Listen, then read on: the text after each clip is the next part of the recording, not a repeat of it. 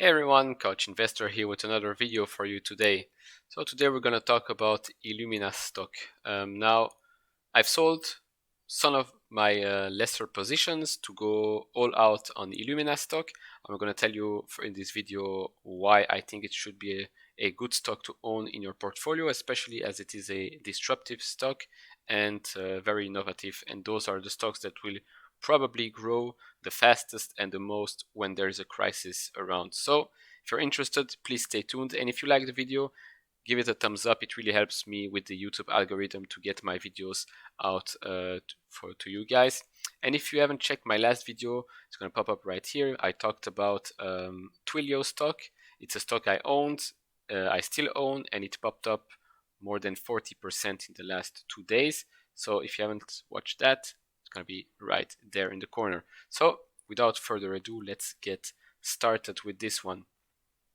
So Illumina, in short, it's a leading developer, manufacturer, and marketer of life science tools and integrated systems for large-scale analysis of genetic variation and functions. These systems are enabling studies that were not even imaginable just a few years ago and moving us closer to the realization of personalized medicine. Now, that's a big point I want to talk about. So, why I'm pretty sure that one of the next disruptions will be health industry is well because of that point right there. In particular, curing illnesses. I'm not talking about treating an illness because treating probably will take some time, and treating means you already got sick or you were born with something or whatever. Treating also involves a lot of trial and error, and not a lot of people have the time for it or even the money to try those types of treatments. So if it's good, it's good. If it's bad, then the trial and error period was just a waste of time. But imagine if we can edit some faulty genes in your system, in your human body, and then you're not sick anymore. Imagine that. That's what can happen with gene editing. Faulty genes cause all sicknesses. So if you have problematic gene, edit it away, and that's it. No more cancer, no more heart problems, no more physical disabilities, etc. Obviously, that's in short, very simplified way of saying it. For example, I have here one article from April. First patient receives CRISPR treatment for genetic eye disorder. Now imagine you have an eye problem. You just have to edit some genes, and that's it. That's basically it. You edit some genes, and the eye problem are gone. Obviously, it will take some time to perfect it, and as of now, I think if I have the numbers right in front of me, in 2003 it cost $2 billion for this CRISPR treatment. This is the editing part. You have to read the gene, then you have to understand it, and then you can edit it. Illumina itself is in the reading part. It has actually 90% market share. So that's a big chunk. But the editing part, which is CRISPR, was $2,000 in 2003. In 2014, they announced it's going to cost $1,000, and now they're talking about going into reducing the cost to $100 for a genetic editing. Now, some might say, oh, if it costs less, the company will probably earn less and the stock price might go down. Well, not necessarily. If it costs less, more people can afford it, more revenue, more profit, stock might go up. And not only that, China, which has been growing into this whole genome testing and editing atmosphere, is the second largest customer for Illumina. Illumina does also have 70% of the market share in this whole sequencing business, let's call it. So we see more and more parts of the world getting interested in well, this whole sequencing and genetically editing. Europe has also shown interest, but in Europe I feel there will be some problems with all the regulatory matters. As always, Europe will be the last one to adopt these kind of things. But it's really interesting to see how China and the US grow more and more into these kinds of treatment, because of course there will be and there are some privacy concerns.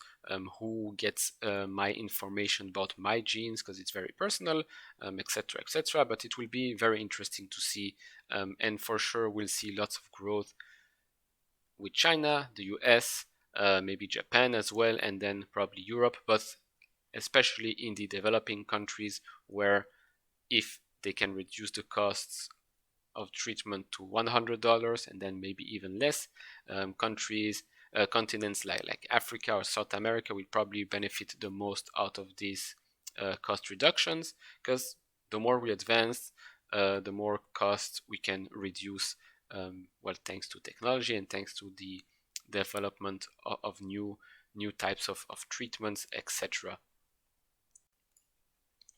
Now, another section where this gene editing might be helpful is in the food industry, growing crops, for example. Again, all the articles will be down in the description below. By 2050, will be approximately, I think it's right here, in order to feed the estimated 10 billion people by 2050, using the existing land and resources we have available, the agricultural industry needs to incorporate CRISPR genome editing to enhance crop efficiency. Now imagine if we are 10 billion people in the world and there's not enough crops, food for everyone, because, well, if you know, food grows by season or by couple of months. With CRISPR, with genome editing, you can make those, well, edits and make those crops grow faster, maybe at a larger scale, etc. So it's not only for humans, but it's also for the food industry as well. Now, in the current day with COVID-19, CRISPR coronavirus tests can diagnose COVID-19 in 40 minutes rather than hours. So with other treatments, as you can see here, RT-PCR is the COVID-19 test. Is the type of test that doctors use to diagnose HIV, measles, and mumps. This kind of test delivers an answer 4 to 6 hours, which is very long, especially if you have any of those diseases. Now, with CRISPR, you can get it in less than an hour, in 40 minutes, which is amazing. Again, why am I going all out in this talk? Well, because I think the world needs to evolve, and the health industry hasn't really evolved that much compared to technology, compared to the automotive industry right now, thanks to Tesla actually. So health industry, imagine if we can stop people getting cancer directly when, I don't know, when they're 10 years old, when they're 5 years old, because those tests, you can take it whenever you want. When you're 10 years old, 20, 30, 50, 60, whatever, you edit those faulty genes out, and then you know you're not going to turn blind when you're 30, you're not going to have a risk of breast cancer when you're 50, etc, etc. And I think this, well, obviously the health industry is huge, and obviously there are some risks with every company and with every position you open, but I think it's a risk I'm willing to take, because in the long run, I think the company will fare very, very well. As we can see here, total assets has been growing to $7.3 billion. Total liabilities, it's actually been reduced last time, and it's a nice 2-to-1 ratio assets to liability, which we love to see. total shareholders equity has been growing every year, which is also very good for a shareholder. That's what we can see also in the price in the long term. You can see the price going up steadily. Obviously, there are some ups and downs, but overall, I think the stock fared very well. We can see here I drew two lines, a blue one and a red one. The blue one is a, let's say, longer downturn. If that happens again, we can see should see a rebound at $270. If not, 286, 287 should be a short-term support line for us, because in the meantime I think it's just gonna consolidate at the $300 mark. But if there's again some bad news regarding this whole corona crisis, then it might go down under the $300. Now, I am very bullish on those types of companies. I also made a video regarding Invitae. Also, genetic stock I think is very a good option to have it in your portfolio. Again, if you want your portfolio to outperform the market, you have to have some disruptive stocks in your portfolio.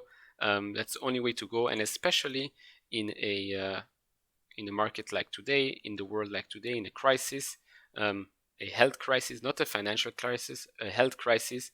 Health companies and health stocks will get some attention sooner rather than later, and you don't want to miss that train when it starts riding.